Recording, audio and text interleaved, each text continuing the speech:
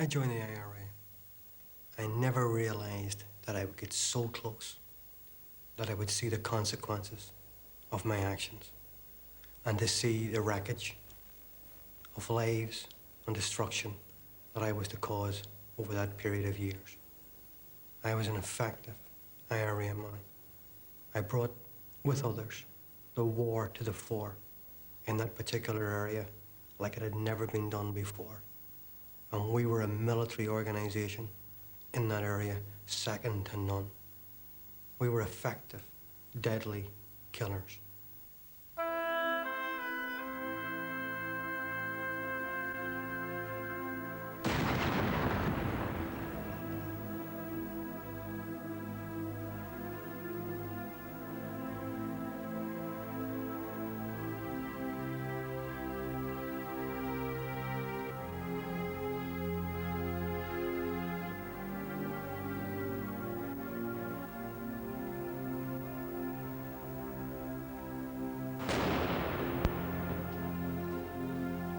Force was the only thing that the British would respect. And every killing was a bonus. Every military action was an act of defiance against the British and was a reminder that we were there. And I believed that that was the only thing that the British would respond to.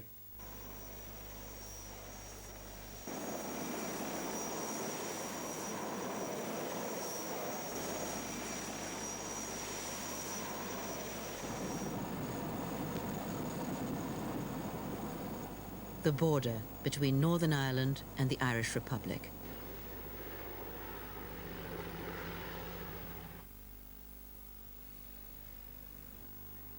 All the security failed to stop IRA men like Eamon Collins smuggling in guns and bombs for attacks in the north. I travel on this road with guns sitting beside me. I travel this road with bombs sitting beside me, in the passenger seat. And I travelled it with men who had completed operations sitting beside me with guns. The IRA used a system of scouting. A scout car would meet an IRA unit in the relative safety of the Republic. The scout car went ahead, using its brake lights to signal trouble.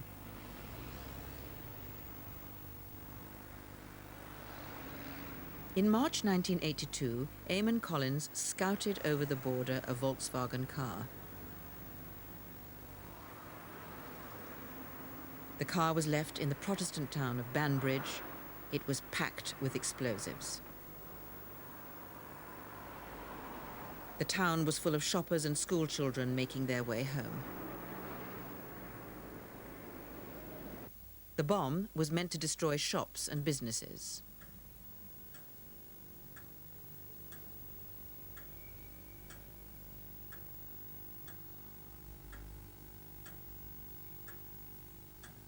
The bomber, Len Hardy, was supposed to telephone a warning, but he preferred to get safely back across the border first. The warning call came too late.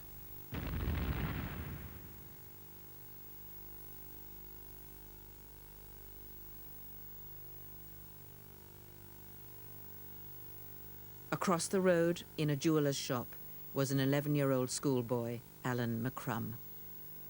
He was at his music lesson and I usually took him home. And he was waiting for his lift. And he came into the shop and was sitting in the chair and I was taking this jewellery out of the jeweller's window and putting it away.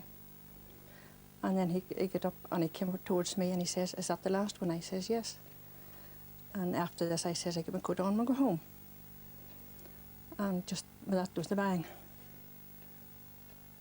And the jewellery I had in my hand just scattered on the floor, and when I came back up into the shop, the wee boy was just lying on the floor. There's a piece of metal from my car, just seemed to hit him in the back of the head.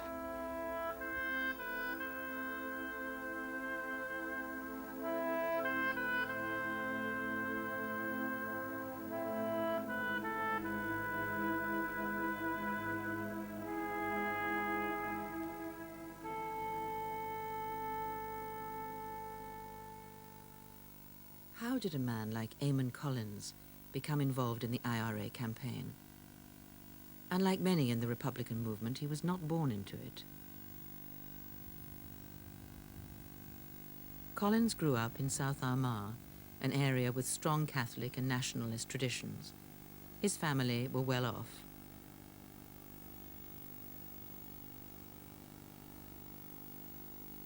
But even though they lived on the border, and sometimes made a living out of it, his family did not have strong Republican sympathies. My father was a cattle dealer and stock breeder. He was a man full of humour, and he was a strong type of man, very independent. The difference in my mother and father was incredible. My mother was a devout Catholic, but my mother was a person who knew her history. She was a convent girl. She told me about the time that during the late 17th century, when the Catholic faith had nearly been obliterated from Ireland.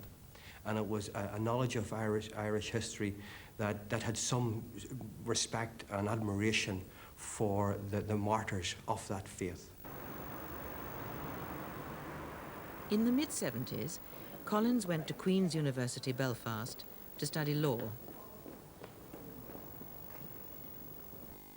He became actively involved in left-wing politics, but he was still not a supporter of the Provisional IRA. A visit home dramatically changed his views. An army patrol mistakenly thought they had detected traces of explosives in his father's car. Paratroopers raided the family home. There was a soldier standing to the left of me in the shadows, and he was like guarding me. And at this particular time, I could hear a number of soldiers kicking in the front door, shouting, "Open the fucking door, open the fucking door." And my mother shouted, she was in bed, she was an invalid, and my mother hadn't actually managed to get out of bed. But they rushed into the house. They managed to kick the door in, up the stairs, and I could hear my mother screaming. And they were pulling her out of bed, in her nightdress. My mother. And suddenly, the soldier who was guarding me walked over, and he shoved into my mouth, cracking one of my front teeth, his SLR rifle. And he shoved it so far back in my mouth that I nearly choked on it. And he says, "I'd blow your brains out for twopence, you rotten Irish." At that particular moment, the absolute terror that I felt was beginning to subside. I was beginning to recollect myself.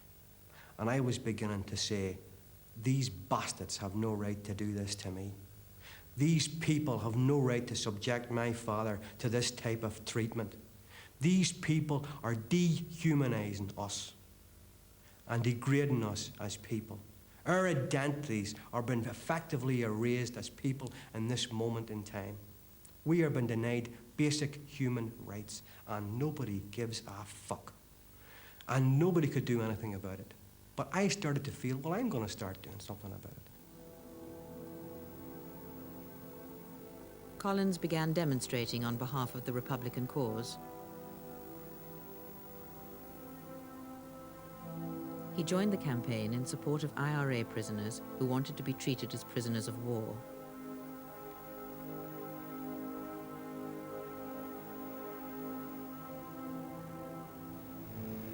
Collins' republicanism was reinforced by Marxist ideology. He was encouraged by one of his law lecturers, David Ewins, who also went on Republican marches. Dave, I learned, was from Richmond in England, and came from a very middle-class background. I was quite amazed to see that he had actually taken interviews from an IRA spokesman and used them in a revolutionary communist group publication called Hands Off Ireland, which he showed me, and which I was extremely impressed with. And we began to discuss in his study in Queen's, in his room, Marxism, the provisional struggle, was it a mass movement, and how I felt about it. And at that particular time, I was beginning to feel strongly about it. Collins now saw the IRA as increasingly left-wing, with the potential to become a truly revolutionary movement. He crossed the border To Dundalk, the home of many IRA men wanted in the north, there was little threat of extradition.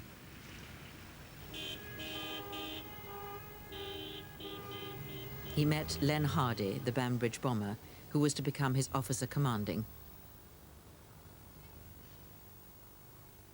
Collins was put to work with this man, Kieran McBride. McBride was an IRA intelligence officer who introduced Collins to the ways of the IRA. He told me that in setting up an operation, what was needed to be done, that it wasn't just a matter of me giving him information. He said, you have got to put yourself in the role of how you would carry out this operation yourself. You're the man who's down there on the ground. You're the man that's closest to these targets. You're the man who knows how it should be done. I want to hear from you how volunteers can go in there, carry out the operation, effect an escape, and get their arms hid, etc. That's the completion of the operation. The operation doesn't end with the killing or the shooting of a target or the blowing up of a building. The operation ends with all volunteers safely back at base.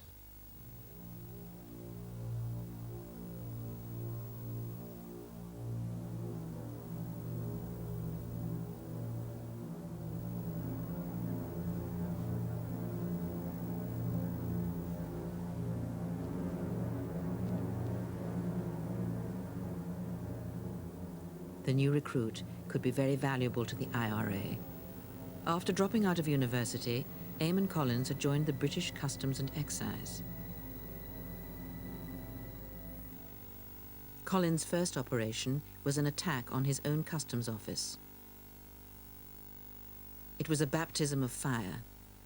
A young IRA volunteer, Robert Carr, was to lose his life.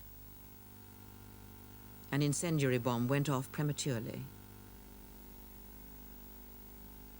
Robert Carr died a painful death several weeks later. I had to go back into that building, that burned out part of the customs building. And I had to look at the bloodstains and the pieces of skin that he left of his body on those walls as he bumped to the left and the right. And they were circled 1, 2, 3, 4, 5, 6, 7, 8. All along the corridor, I had a smell. I never forget the smell of that burnt out building. Collins knew when he joined the IRA he'd face death and destruction, but he was unprepared for this level of carnage.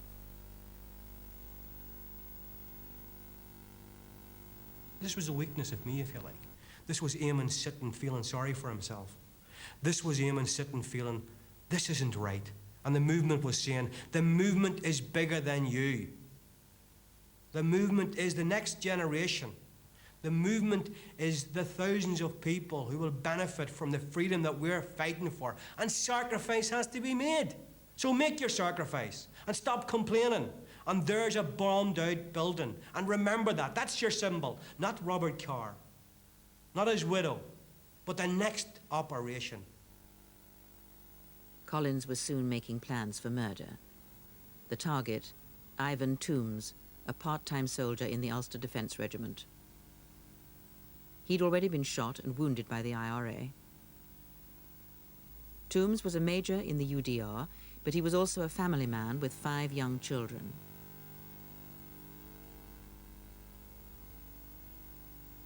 The Toombs family tried to lead a normal life.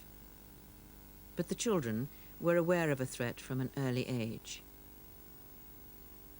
We used to keep a gun in behind the door, and we weren't allowed to touch it. And we knew that it was this fearsome weapon that, if used, would kill a person, and that you weren't to go near it. It was dangerous. The first thing in the morning, you would see Father going out and looking in underneath the car and such. Like, you weren't aware, because we were all very young, of the dangers, but we knew there was something there. Reminders of the IRA campaign were all too frequent. This car bomb exploded near the family home.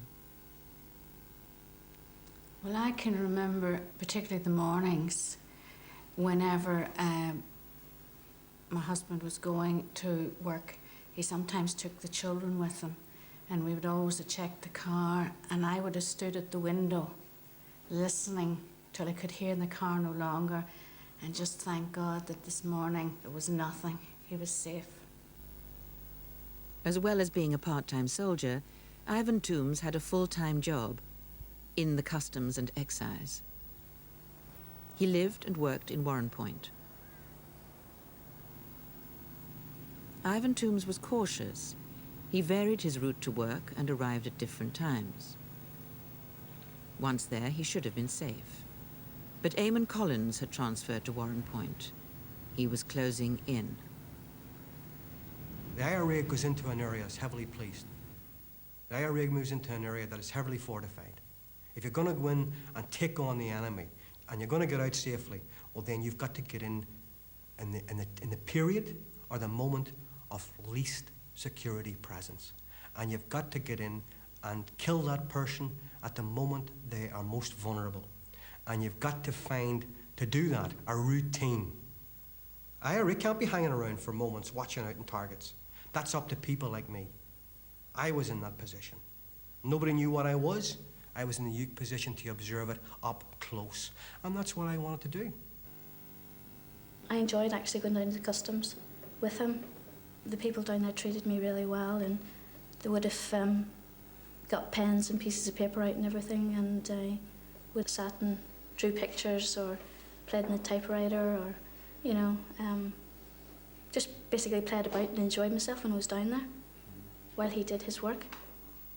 I looked into the eyes of his children. They were beautiful children, big brown eyes, his little daughters, and they seemed to be edgy and nervous. And I said, I'm close to having him killed.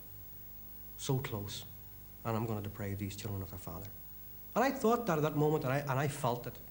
But I said, but we're going to do it. Working on the inside, Collins was close to finalizing his plans.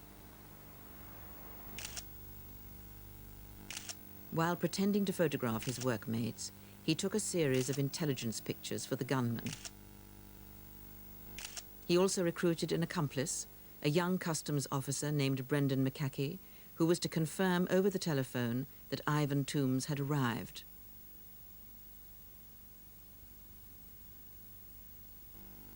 All of this intelligence was passed on to the gunman, Kieran McBride. I had suggested to Kieran that the way into that office was to go to the door, because there was security, ring a bell, have in his paper and in his hands export-import shipping documents, which I provided him with. I took it out of the office and provided him with, and says, you go with these sheaf of documents, and once they see them, that's almost immediate entrance, because that's the normal thing that happens in that place. People come along with this. Happens every moment of the day. And it happened like that, like clockwork.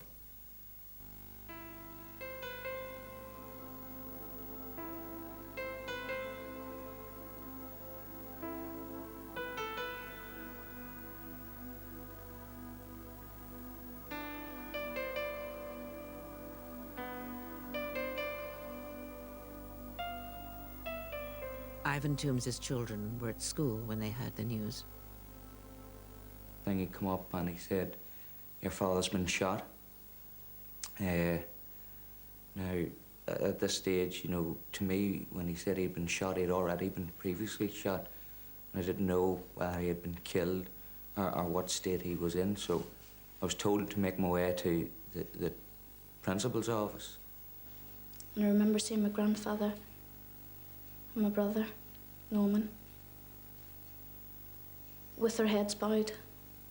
And I sensed there was something wrong, that there was something happened in the family.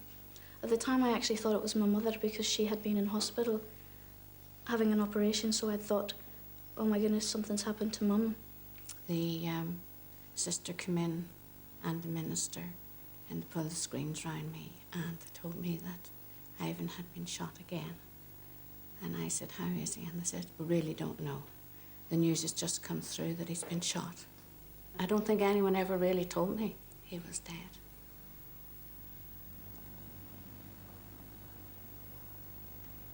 I went to Toombs's funeral, which most of my colleagues had gone to. But you didn't go to sympathise with the family? Well, I didn't go to sympathise with his family. I wasn't interested in his family at that particular moment in time. I had gone for a number of reasons. One, a mark of respect for Toombs as a soldier who had lost his life in a conflict. Who you'd murdered? That's right. But as I considered, on an equal basis. We were soldiers, he was a soldier, I was his enemy, he was my enemy. Tough luck. That's the way it went. Shortly after the murder, the police issued a photo fit of the gunman. He was never caught. Kieran McBride is now said to be at management level in the IRA. After the funeral, Collins went on holiday to New York. He was celebrating a successful start to his IRA career.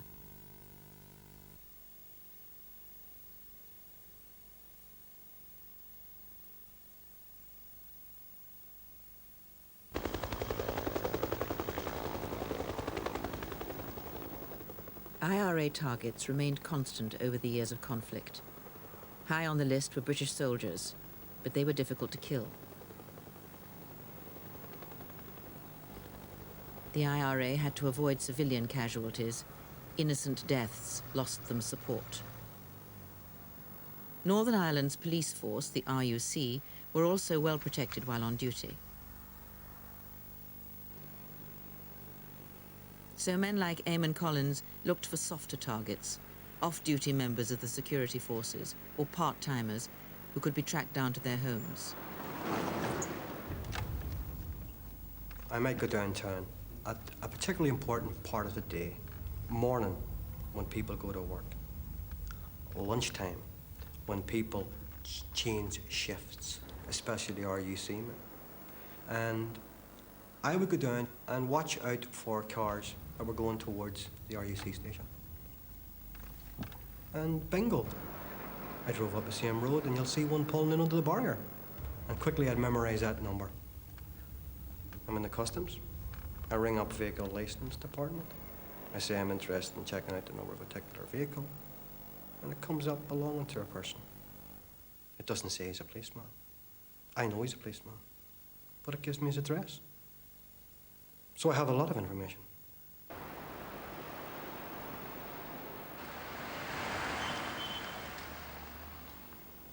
I set about trying to find out points of reference, if you like, for people who were targets. You know, policemen, soldiers, people have to have bank accounts. And I had no hesitation in realising that through Inland Revenue, through the Housing Corporation, there would be information.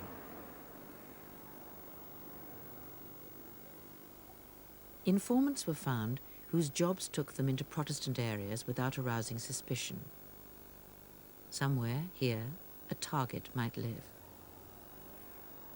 I had some information coming from a television engineer, from another guy who was a maintenance officer who travelled around in a van, repairing people's houses for the housing executive.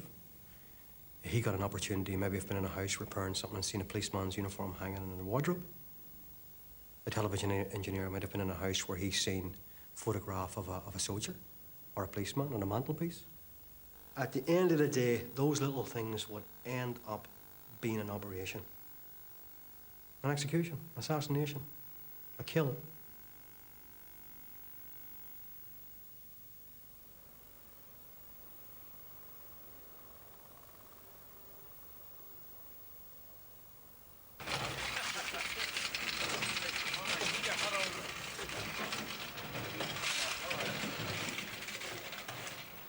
Information came in that a bread delivery man was also a part-time police reservist. His name was Fred Morton.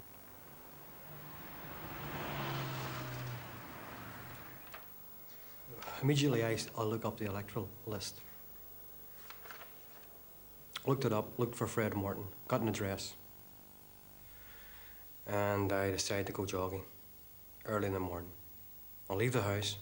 I jog the distance about 2 miles away. And I'm jogging down the road, 10 to 6, close to the area that he's going to come to. And 6 o'clock, 6:05, along comes my mother's pride bread van. And there's two things I want to do. I want to look directly at that man, and I want to look directly at the number plate. I'm going to look at his face, I'm going to look at him, and that's it. And the rest is easy.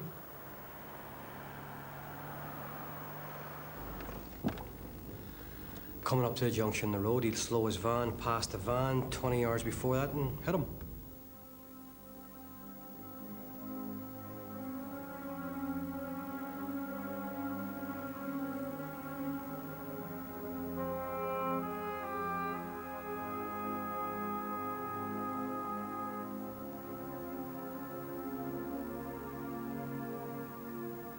Again, you can live with that. Absolutely. Can live with it. At this stage in my history, this stage in my IRA career, I can live with it. I've had a lot of operations under my belt. I've had a multiplicity of attempted murders, I've had a multiplicity of bombings, I've had a multiplicity of attempted shootings. What difference does it make? I've met so many IRA men, I've seen so many guns, I've been in possession of so many bombs. What's another killing?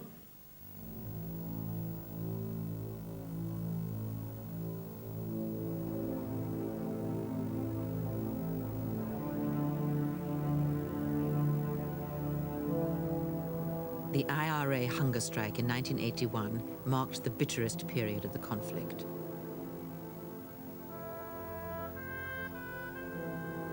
The IRA were desperate to hit back. The leadership called for more operations and more recruits.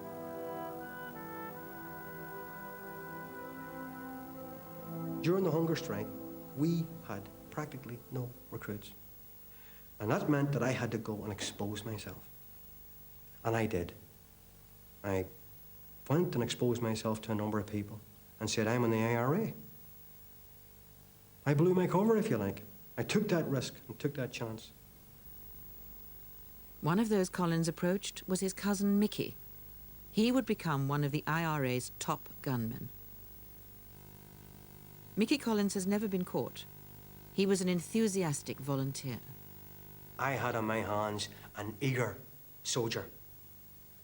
And he wanted to act as soldiers act, and that's what soldiers do. They fight, and they engage in war. And I felt that the enthusiasm for this and the eagerness for this was not only a matter of fighting a war, but was also a matter of proving himself. Mickey was eager to murder somebody. He was eager to prove that he could do the business. In 1982, Mickey was working in the housing office in Newry.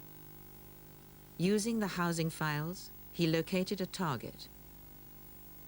Mickey insisted the target was a part-time soldier in the Ulster Defence Regiment.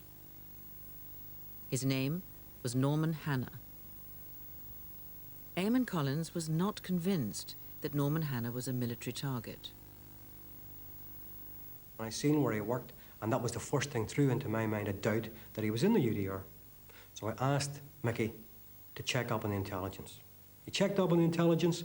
He had access to a public office file, which indicated the guy was no longer in the UDR over a period of 6 years.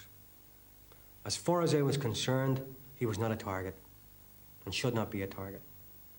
And that was a discipline, and that was a morality, as far as I was concerned, was sacrosanct in the business, in the awful business that we were involved in. I had no illusion about the horror of that business, but there were certain disciplined army ground rules that I believed in applying rigidly, and that was one of them. He was not a target. Collins was overruled by his IRA commanders. The murder would go ahead. 28-year-old Norman Hanna, who quit the UDR 6 years ago because his wife was frightened for his safety, had just kissed his 4-year-old daughter goodbye when the killers gunned him down outside Newry's PSV centre where he was a clerk. He was hit at least 6 times in the head and chest from point-blank range, and he died instantly. As his killers escaped on a motorbike, Mr. Hanna's hysterical wife and terrified daughter had to be comforted by his colleagues. When the daily operation went ahead, I scouted the bike driver in. I arranged for the bike rider to be picked up and taken to my flat after the operation. and I arranged for meeting Mickey and picking up the guns. He was carrying 2 guns. He was carrying a 9mm Browning. He was carrying a .38 Smith & Wesson revolver, which is with dum-dum bullets. Now, the moment that took place, my role and my position and my principles and my moral stand, for what it was worth, has been seriously invalidated. Why? Well, the night before the operation, I held the bag outside at 11 o'clock at night at a transformer, handed over the guns to Miguel. I said to him, this man is out of the UDR. You know it as regards the files. You've seen it. And I'm holding on to that bag. He's putting his hand on the other side of it, and there's a tug of war taking place. And I knew the moment that I let that bag go, that man's life was slipping down the drain. But he kept saying the man was seen at a checkpoint. The senior officer says the same. There's an operation that's ready to go. And I let it go.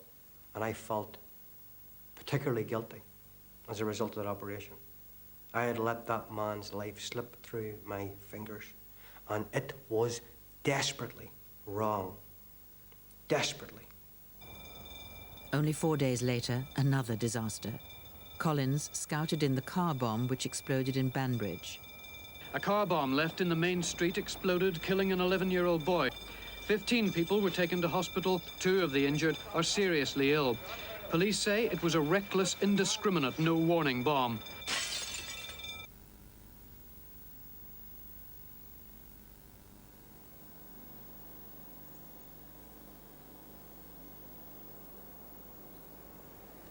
He'd been 25 now, the 30th of May.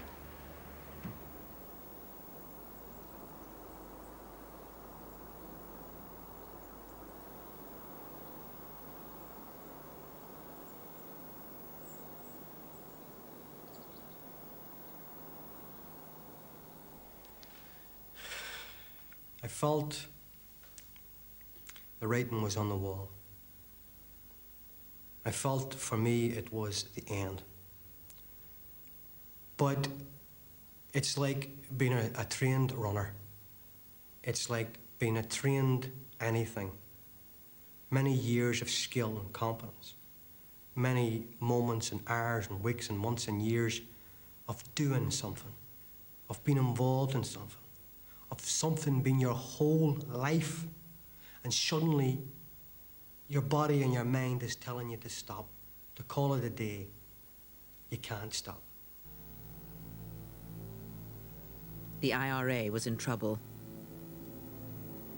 Prosecutions using supergrasses were having devastating results. An IRA security unit was expanded in the hunt for informers. Just as he was having doubts about the campaign, Eamon Collins won promotion to the internal security unit. Known as the Nutting Squad, it was led by a veteran Republican, the late John Joe McGee. Second in command was Federico Scappaticci. When I was recruited into the Nutting Squad, the people who I met were John Joe and Scap from Belfast, both senior Republicans in Northern Command. They're important people in the IRA. They hold rank. They have an amazing amount of information in their heads, a lot of experience, and because of their expertise and experience, they're picked to be members of this security unit. But the nickname or pseudonym for them is the Nutting Squad. Why the Nutting Squad?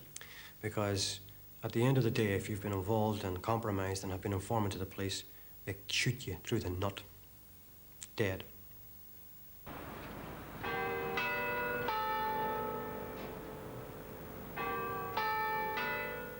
An account of how the Nutting Squad operated was given by a police informer, Alexander Lynch, in 1991. Lynch had been rescued by the RUC before he could be executed. He'd been taken across West Belfast to Andersonstown and onto 124 Carrigart Avenue, then an IRA safe house. He was tied and blindfolded. Scappaticci said, You know my voice. You know who I am. He said he didn't give a shite because I wouldn't be telling anybody about it anyhow. Scabatici mentioned my wife. He asked me about her miscarriage. He said, what way would she react if she had to come down and identify you with no face? Because he would make sure I had no face. He poked me twice on the back of the head. He said I would wake up in a cattle shed in God's country. South Armagh. Nobody would be near enough to hear the screams. He said nobody ever came back up that road. I had no doubt I was going to be shot.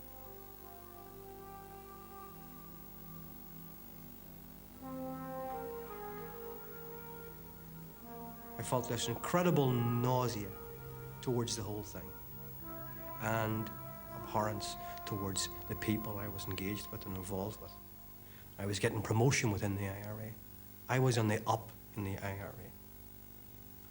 And everything I ever believed in as regards revolutionary struggle, I was getting into a position where I could actually influence that. But it came at a time when I just couldn't face it anymore. Waking up each morning, when I was with young recruits, when I was with people who had been actively involved in training, and we seen prospective targets, and they'd said to me, here's a prospective target, I would nearly feel like vomiting. I couldn't see the point in killing policemen anymore.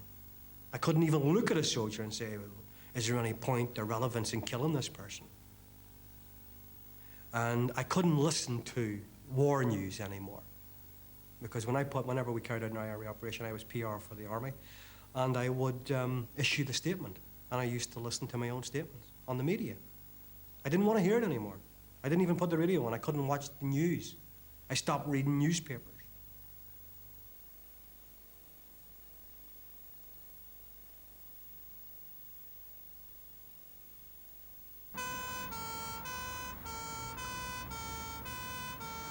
.35 tonight, as Newry Police Station was crammed full of officers, the IRA unleashed a barrage of mortar shells hitting the restaurant area direct. Latest reports say that 9 police officers, including a woman, have been killed. The death toll is the largest suffered by the RUC since the Troubles began. The attack on Newry Police Station went ahead without the assistance of Eamon Collins.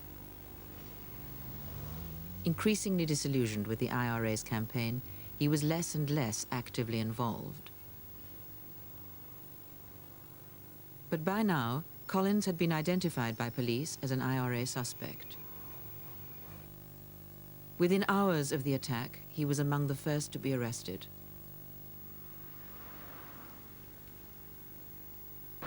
Collins was held in Gough Barracks in Armagh. Under emergency laws, he faced 7 days questioning. Interrogations lasted for roughly more than 2 hours each. There was very little break in between them. The interrogators varied. Some were particularly aggressive and threatened all sorts of violence. Some were methodical and worked through things and the information that they had from their informants, and there was no scarcity of them. And others were basing their approach on evangelical Protestantism, which was a right pain in the arse. And one guy in particular spent certainly the 5 days when I didn't speak, shouting into my ear, close up, every single day. Collins had been trained in IRA anti-interrogation techniques. He remained silent, lying on the floor when pressure was intense. For 5 days, he said nothing. He complained of physical abuse. He said police offered him deals and threatened to arrest his wife and his brother. And then they went through various stages of clever blackmail and putting the pressure on even further. That they didn't believe that I couldn't be involved in the mortar attack. They used that again and again and again. And I was a broken, exhausted man. I was absolutely worn out, and that some of the things that they were saying were having an effect. I had had enough of it. After 5 days, Eamon Collins cracked. He made statement after statement to police, naming almost 50 IRA men. Dozens were arrested. He named Kieran McBride as the man who shot dead Ivan Toombs. He named Len Hardy as the Banbridge bomber. He named Federico Scapatici and John Joe McGee. And he said cousin Mickey was the gunman in a number of murders. The RUC treated Collins as another Supergrass. Collins told them all about IRA operations on the border, and then he sprang a surprise. Queen's University had been the scene of a notorious IRA attack. It clearly involved very high-grade intelligence. Lord Lowry, Northern Ireland's Lord Chief Justice, had visited Queen's under strict security. Lord Lowry had just arrived at Queen's University Common Room for a private luncheon before delivering a lecture. Gunmen lying in wait in an empty house next door opened fire. But the 5 shots fired through a bedroom window missed Lord Lowry and instead hit a university professor who was leaving the building. The question was, who had leaked the exact details of the visit? Whoever it was, the attack had almost killed Northern Ireland's top judge.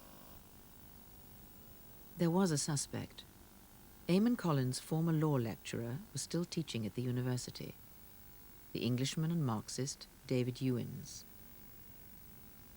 He was a loner, secretive, a person who was known to have extreme left-wing political views. He was one of the ones who was present waiting for the lunch with Lord Lowry. And inevitably after the attack on Lord Lowry, people asked themselves, and I remember colleagues saying, how could they have known that he was going to be there outside the common room at that time? It must have been a leak coming from one of the people involved, and we looked at the people involved, and I remember colleagues saying, you know, is it possible that it could have been him? In statements to the police, later produced as evidence in court at his own trial, Eamon Collins named David Ewins as the man whose information led to the attack on Lord Lowry. David Ewins had known in advance about the judge's visit. Collins and Ewins had remained close friends. When Collins was married, one of the guests was David Ewins. Lord Lowry's visit to the university was only weeks away.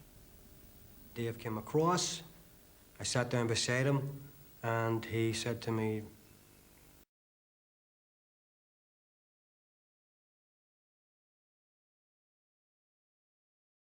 would the IRA like to take out Lord Lowry, the Lord Chief Justice? I said, where's this information coming from? He said, I've got it. He's coming on to visit, to give a lecture, and quite soon. And I said, this is tremendous. Right up until his arrest, Collins stayed in touch with David Ewins. In 1984, Ewins went on holiday with Eamon Collins and his wife to Moscow. Why wasn't Ewins arrested?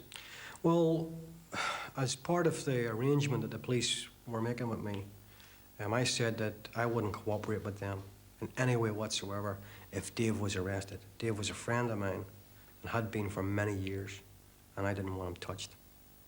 And he wasn't touched? He wasn't. What happened to him after you were arrested? He left Queen's in a hurry. Eamon Collins refused to help Network First to find his old friend. We eventually tracked him down in Dublin, where he still teaches law at a private college. David Ewins declined to be interviewed on camera. Later, through his lawyer, he said he was astounded and deeply shocked by the allegations. He would sue if they were repeated on television. Back in Belfast in 1985, Eamon Collins was held on remand in Crumlin Road Prison. He was charged with over 50 terrorist offences, including 5 murders. But would he still give evidence against fellow IRA men? It was such a psychological fuck-up that it's very hard when you break, and when you get to that stage, to find your way back. It's practically impossible. And the journey back from that was difficult. But I managed it. And I managed it as soon as my brother walked through the door and got to visit me. He said to me, if you retract, everything will be forgiven. You go back to your friends, they're waiting for you with open arms. And no matter what happens, they know what you've been through. They know what you've experienced. They'll forgive you. Just retract. And I did. While most of the IRA men he'd named walked free, Collins faced trial. In court, he argued that his statements had been obtained by the police through ill treatment and that they should not be allowed in evidence. Without them, there was no case against him. The judge decided Collins' confession might well be true, but he wasn't certain the police had used entirely proper methods to obtain it. The statements were ruled inadmissible, and Collins walked free.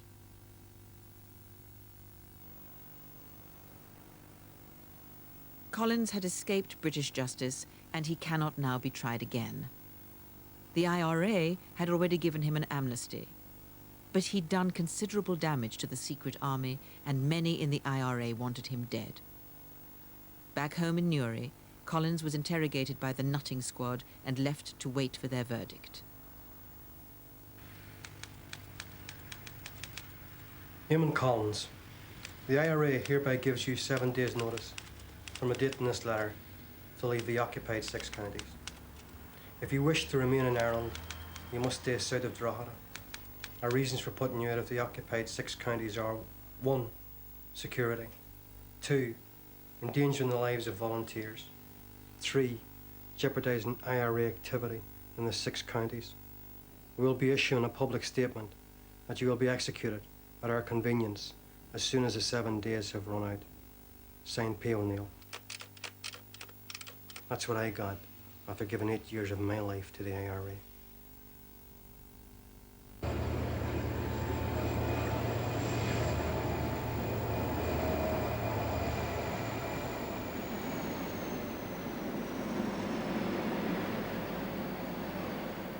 The IRA forced Collins into exile, leaving his wife and family behind.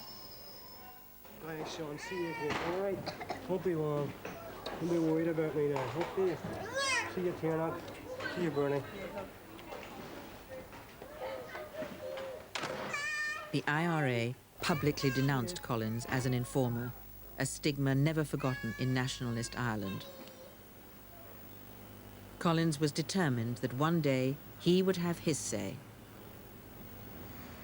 This story, it's been 10 years in the telling, and it's taken until now to do it.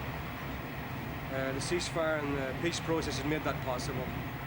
And I consider it to be an important record, not only for me and for my family, but also for this present generation and future generations, so that they will know the reality behind, the unromantic reality, if you like, the unheroic reality of what it was like to be involved in a campaign for a considerable period of time. The ceasefire is a wonderful thing. I think that the nationalist people will only gain from the ceasefire, and I think the gains will become more obvious as time goes by. And I have no doubt that at some stage I will live and return to my home, and I will live a normal life, as will everybody. There will be no real peace until everybody's able to do that. In the years since his release, Eamon Collins has had nothing to do with political violence. He finished a degree in education and has worked with difficult children. But the wreckage remains from his time as an active IRA man.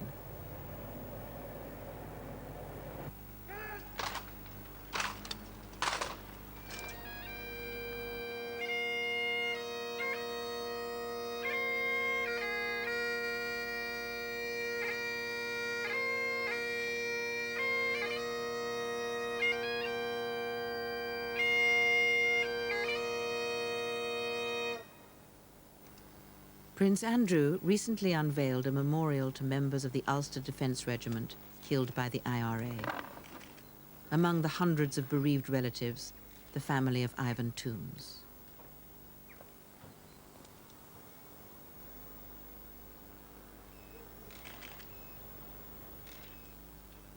I don't want to mouth platitudes to say I'm sorry for what happened. I was sorry the day those events took place. There's nothing much more I can say to those people. I just hope that as the years go on, that their pain of the people that they love and lost as a result of me and people like me is minimalized. We all suffered. Every person in the community suffered. We all lost people close to us and loved ones and people we thought a lot of. They suffered, I suffered. I don't want to insult them in any way. I don't want to make their pain any worse than what it has been. I'm sorry for what took place. I can't restore that person to them. So there's nothing very much more that I can say except that I'm able to live with it. On August the 31st, 1994, the IRA declared a ceasefire. The search for a lasting peace is underway. The sense of loss continues.